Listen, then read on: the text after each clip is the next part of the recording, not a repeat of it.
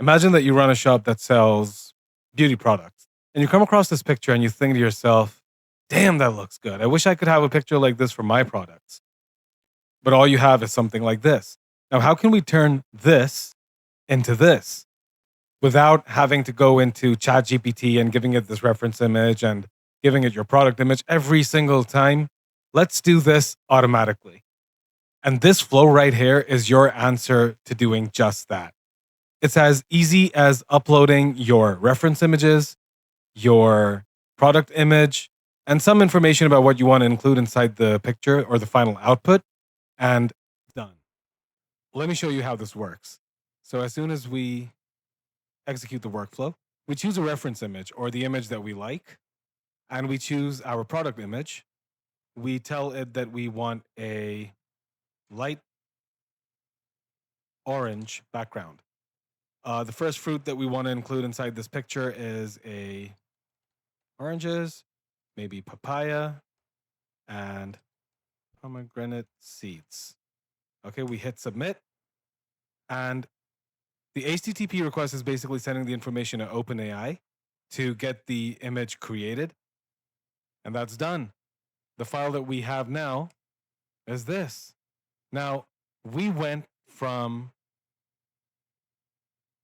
this to this. Isn't that crazy? Let me show you how to build this. So the first thing you're going to do is obviously you will create a new workflow, and the trigger event is going to be a form. And in the form, just put in a sample over here, create image, form description, create images. Add form element. The first field is going to be your reference image. And this is going to be a file.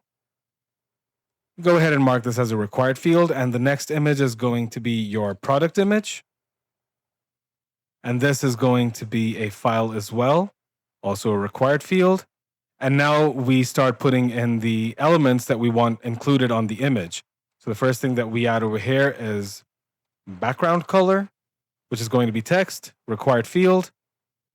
And since this image includes fruits, I'm going to put fruit over here. Fruit 1, fruit 2, fruit 3, but you can go ahead and put something like element 1, element 2, element 3, whatever works for you. And this is also a required field.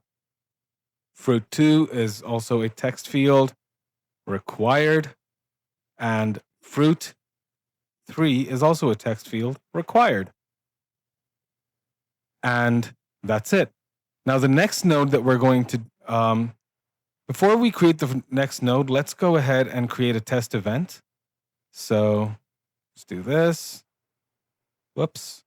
So the reference image is going to be this. This product image is going to be this. Background color pink, fruit 1, mango, fruit 2, banana, fruit 3, apples. What the heck? Submit. And the next node is going to be your HTTP request. Now, what the heck do you put inside this HTTP request? So to do that, all you have to do is go to the API reference docs. So in Google, just type OpenAI API docs and click on any of these links that that it gives to you. Over here, once you're on the OpenAI platform, what you're going to look for is images and then create image edit.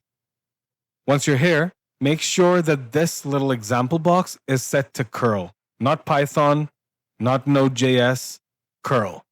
Go ahead and copy this and come back to your n8n workflow and click on this button which says import curl. When you're here, just paste this in and make sure to delete this part and click import. Now, it'll pre-fill everything that you need from that curl request and the HTTP request, but we're going to go ahead and switch off the send headers bit because we already have authentication for our OpenAI account stored on n8n. And the next thing that you see over here is form data model. This is basically telling the HTTP request which model we want to use. Parameter type, form data. This is the prompt that we're going to use. Now, the prompt that I have in this case looks something like this. A flat lay product photo of a variable background. At the center, place the product image. Surround the product with fresh product 1, product 2, product 3. The arrangement should look natural yet aesthetic, forming a circular frame around the product. Bright, clean lighting with minimal shadows for a vibrant, modern beauty product advertisement. Just go ahead and copy this in. And obviously, as always, I will leave a link to download this entire workflow for free. Just head over to the community, download the file. And once you have put that in, just click this button over here to see what the variables are that it's picking up. So a flat lay product photo of a JSON background color. So this is picking up the background color that we gave inside the form when we filled it out. And fruit 1 is this mango, which we put inside the form when we were putting that information in. And then fruit 2 and fruit 3 is bananas and apples. And you see that reflecting over here. So a flat lay product photo of a pink background at the center. Place the product image. Surround the product with fresh mango, banana, and apples. The arrangement should look natural yet aesthetic. Form a circular frame around the product. Bright, clean lighting with minimal shadows for a vibrant, modern beauty product ad. Go ahead and click out. And now inside the remaining parts of the HTTP request, you'll see that an n8n binary file exists, but this is only picking up one image.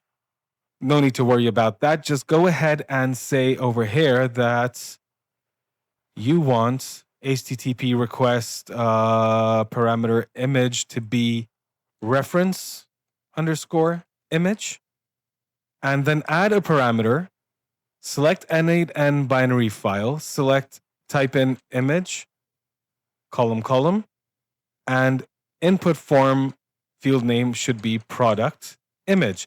So now you have your reference image and the product image. The reference image is the file that we like, the file that we want the product image to look like, and the product image is the actual image of the product that we have, that we gave to the form. Now, this all looks good. Let's go ahead and execute this step. This will take a while because it's creating the image. And we're done. Now, notice over here that inside the data, you don't see a URL or anything which tells you that this is an image. All you're seeing is a B64 JSON. This is the output that GPT-Image-1 gives, or the format that the GPT-Image-1 creates the image in. All we really need to do is convert that B64 JSON into data. So how we do that is just select or look for the convert to file node over here, and then right here it says move base64 string to file. And inside the base64 input field, you're just going to drag the B64 JSON field over here and then execute the step. Once you've executed that step, you'll notice that the image has been created. So let's go ahead and view that. And wow, we have the mangoes, we have the apple, we have the bananas, and the products in the center of the image looks great. The last step that you might want to do is you might want to upload this file to your Google Drive. To do that, obviously just look for the Google Drive node. And over here, let's say upload a file, upload data. File name will be product with apples. And execute the step. This will upload the file to your Google Drive, so it's ready for you to download whenever, wherever. You can do this with just about any product: t-shirts, makeup, food, sneakers, watches. Whatever product you're selling or whatever product image that you want to create, you can create through this workflow. Now, I know that the text isn't great, but it does still cut down your time by a good amount of actually creating the image. The label can be edited on Canva, Photoshop. It's real quick, but doing the actual photography part is the most time consuming, which this saves you a ton of time on. That's pretty much all I have for you today. If you found any sort of value in this video, please subscribe. I've left a link down in the description for where you can download this workflow, and I'll see you in the next one.